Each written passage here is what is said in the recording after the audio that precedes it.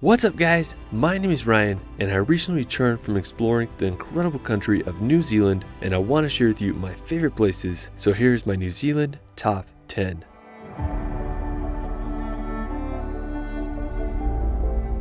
Located in the southern hemisphere, New Zealand is made up of two main islands and it's easily one of the most beautiful countries on earth. From the daunting mountains of the Southern Alps to the wonders of the Milford Sound, New Zealand is waiting to be experienced. Let's start this video off at Cathedral Cove. When I imagine New Zealand, this is one of the first places that come to mind. It's located on the Coromandel Peninsula and it's about a 2.5 hours drive from Auckland. To get to Cathedral Cove, you can either hike or take a water taxi. The hiking path was closed when we were there, so we took the water taxi, which is located on Hahe Beach. The water taxi was this carboat hybrid that could drive up onto the beach, and it cost about $50 USD for the round trip tickets. I mean, the boat ride into the cove was beautiful. There were these white rock cliffs that were so unique. We boated around the Te Hoho Rock, which is the crowning feature of the area and possibly the most iconic rock in New Zealand. The water taxi then drops you off on the beach and you can explore it for about an hour before the return. The area is amazing. There's an archway that gives you the famous view of the Te Hoho Rock. We had a great time just enjoying the beach and area, and I understand why it's one of the most famous places in New Zealand. Another nearby spot is the Hot Water Beach. It's located just 9 minutes from Cathedral Cove and it's this beautiful area, and what's special about it is that there's this small spot on the beach where thermal hot water rises from the sand and you can take little pools to relax in during low tide. We went here and I think it was a public holiday, so there was a lot of people, but I was amazed by how hot the water and sand was at some places. Regardless, it was a unique beach and definitely would be a cool place to come for sunrise or sunset. After, we're going to head to Middle Earth to visit Hobbiton. Located about 15 minutes from Hamilton, Hobbiton is the famous filming location for the Shire, which is featured in the Lord of the Rings and Hobbit films. You can experience the area by taking a guided tour that costs about $75 a person. You start by taking a bus in and then proceed to walk through the incredible movie set. It was really interesting to hear from the tour guide all the facts and behind the scenes of what took place here in order to make the film possible. The attention to detail was immaculate and it really felt like you were walking in a fantasy realm. It was also interesting to learn the story why it was chosen to be the place of the Shire. Basically, Peter Jackson was looking for a farm that had rolling green hills, a massive tree, and a lake, and this place checked all the boxes. One of my favorite parts of the tour was going into one of the Hobbit homes. We got to explore it for a good amount of time and it looked quite comfortable to live in.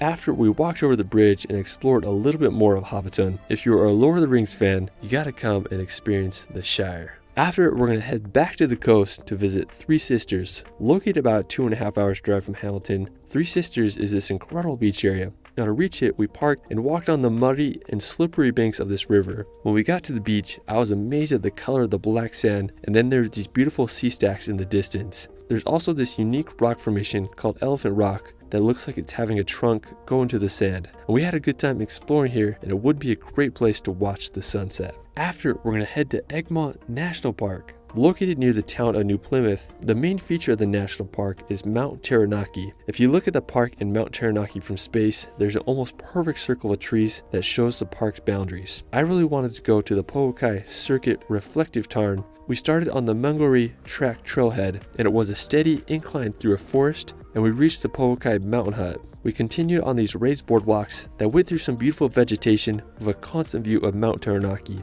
After 2 hours of hiking, we made it to the Tarn, which is basically this little pond. It was smaller than I imagined, but it offered a beautiful view of Mount Taranaki. If there was no clouds or wind, it would be a perfect reflection of the volcano. We enjoyed resting there for a bit and taking in the view. It was definitely a challenging trek and took us 4 hours to do, but I'm glad we did it. After, we're going to head to the South Island. We left from Wellington and took the ferry that crosses the Cook Strait. It was about a 3-hour journey and a nice boat ride. We arrived at the town of Picton, which is located in the Marlborough Sounds, which is an incredible area on the northern point of the southern island with picturesque bays and scenery. Afterwards, we're going to head to Varariki Beach. Located about 4.5 hours drive from Picton, this was easily my favorite beach we visited in New Zealand. To reach it, it was a beautiful 15-minute walk, and when we got to the beach, I was blown away by the beauty of this place. The windswept sand was so picturesque and felt otherworldly. Now the crowning feature of the area is the Archway Islands. They are the set of 2 islands that have a bunch of arches in them. I mean, they're so unique and epic. We had a great time waiting around for sunset and watching the islands light up with an orange glow. While it is out of the way, this place was well worth the journey to get there. After, we're going to head south to visit Lake Tekapo. Located about a 3-hour drive from Christchurch, Lake Tekapo is this incredible blue lake.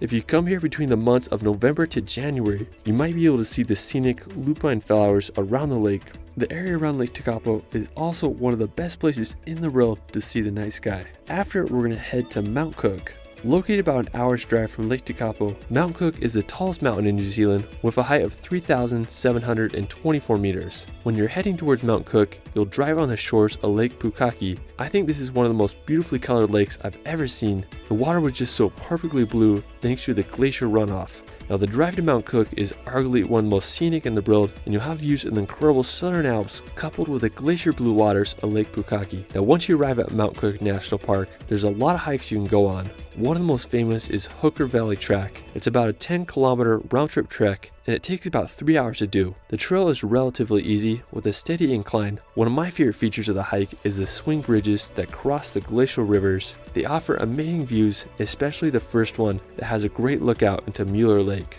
After, you continue on the trail and walk on some overland tracks. When we reached Hooker Lake, I was amazed at the view with the glacier ice chunks in front of the massive backdrop of Mount Cook. It was possibly the windiest place I've ever been. The wind was blowing so hard and it was wisping up the lake water, creating for one of the most epic situations. The power of the wind was just absolutely insane. I felt like we were going to be blown away or something. Another incredible place in the park is the Tasman Lake. It's a short 10-minute hike from the parking lot and has some amazing views of the Tasman Glacier. After, we're going to head to Wanaka to hike Roy's Peak. Located just a few minutes outside the town of Wanaka, this is one of the most popular hikes in the area. The full trail is about 16 kilometers and has a constant incline with an elevation gain of 1,300 meters. It was the hardest hike we did in New Zealand. There was a parking lot at the beginning of the trail and the ascent starts. There is some beautiful views of Wanaka and the lake on the way up, but the trail is pretty exposed without much shade. It is a popular hike to start around 3 or 4 a.m. to catch the sunrise, but we didn't wake up that early. After about 2.5 hours of a grueling uphill climb, we made it to the lookout. There still was more to hike to reach the official Roy's Peak, but we were pretty gassed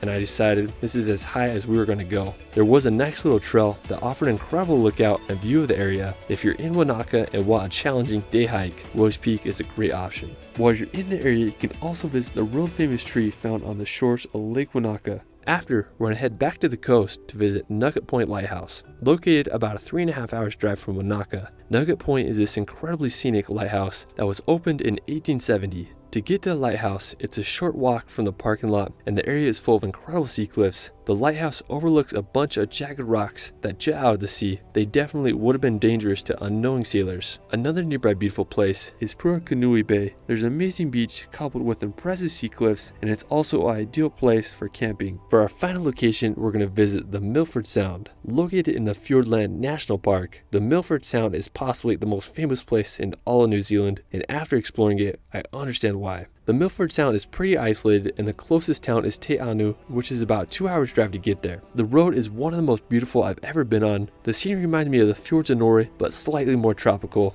We saw some Kia birds, which are the only alpine parrots in the world, and they were seriously so beautiful. Once we arrived at the Milford Sound, we got on a boat that took us on a tour of the famous fjord. It was about $90 a person and took about 2 hours. The views on the front of the boat were amazing as we headed into the fjord. The scale of this place is insane. The mountain walls rise straight up thousands of feet high. We came across several waterfalls cascading into the sound. The most famous one is probably Stirling Falls. Our boat took us up right to it, and then the views of the falls was really nice as we headed back to the ferry dock. Now after the boat tour, I really enjoyed just walking around the sound. There were some nice trails, and I liked this little coastal area that had smooth rocks and really unique vegetation that lined the shore, and it was just so calming to watch the little waves roll in. It was very sunny the day we were there, but the Milford Sound is famous for being one of the rainiest inhabitable places on Earth. I'd love to experience a place when it's raining. The Milford Sound truly is on another level of beauty, and if you come to New Zealand, you gotta experience this place. Well, that is it for my New Zealand top 10. There's truly so much to see in this country, and I'll have to come back for part 2. Let me know where your favorite place is in the comments below. It's Ryan, and we will see you later.